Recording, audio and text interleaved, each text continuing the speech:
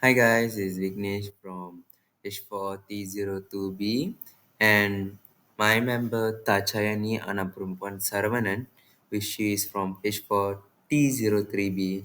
Today we are going to discuss about power, which is from 4.3 on your lecture note, and I'm going to discuss to you about the theory of power. Okay, let's go to the objective. Now we're going to learn these three things, which are the meaning of power, the quantity of power, and the aspect of power.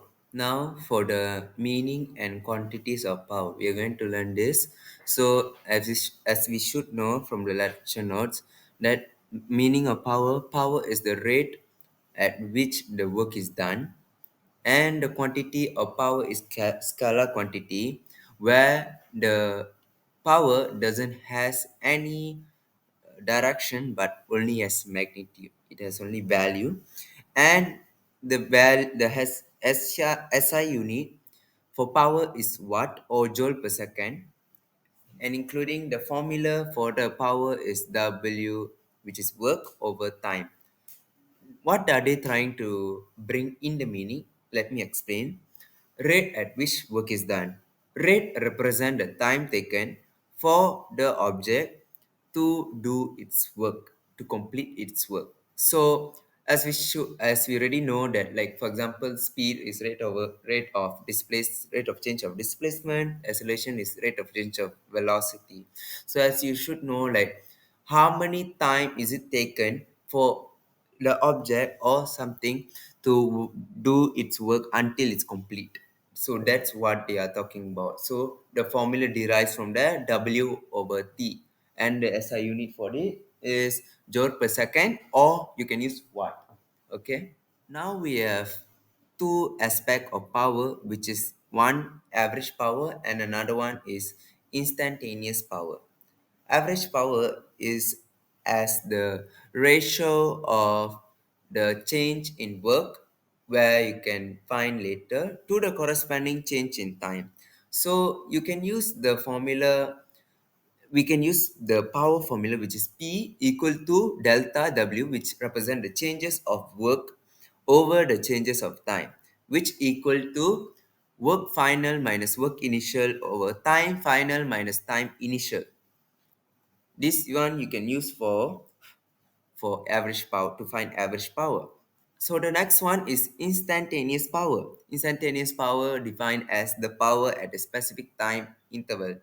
For example, there's one person exerting a force on a cardboard, for example, or box, and that box move for like a 3 meter,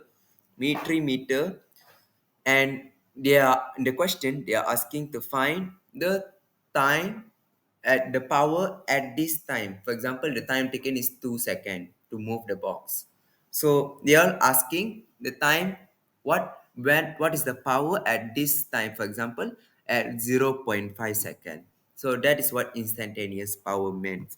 So you can use the power formula FV cos theta, or you can use the dot formula, which is P equal to F dot V formula. Okay. Now you will be discussing the question with Tacha Yani later. So prepare your lecture note.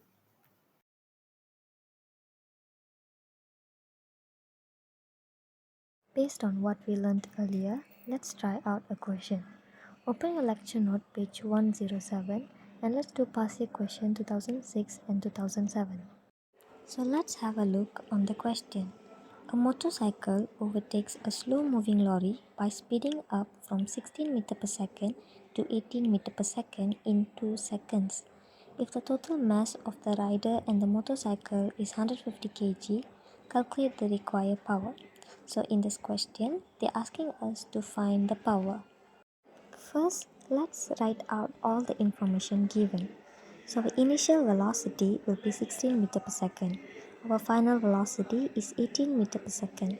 The time is 2 seconds and the total mass of the rider and the motorcycle is 150 kg.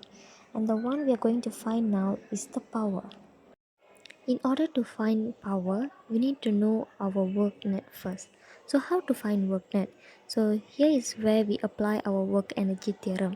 So in work energy theorem, work net is equals to delta K. So what is delta K? Delta K is our final kinetic energy minus initial kinetic energy. So the formula for kinetic energy is 1 over 2 mv square. So here we substitute all the information given, 1 over 2 mv square, so 1 over 250 times 18 square minus our k initial, which will be 1 over 2 times 150 times 16 square. So we will get 5100 joule. Last but not least, now we have to find our power.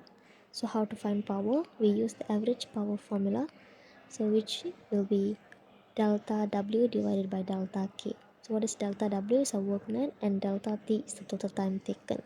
So our W net, which was 5100 joule, divided by 2 seconds. So our power, we will get 2.6 times 10 power to the 3 watt. That's all from us now. Hope this video helps you to understand further about the work energy theorem and average power. If you like this video, do hit the like button and subscribe to our YouTube channel. Thank you.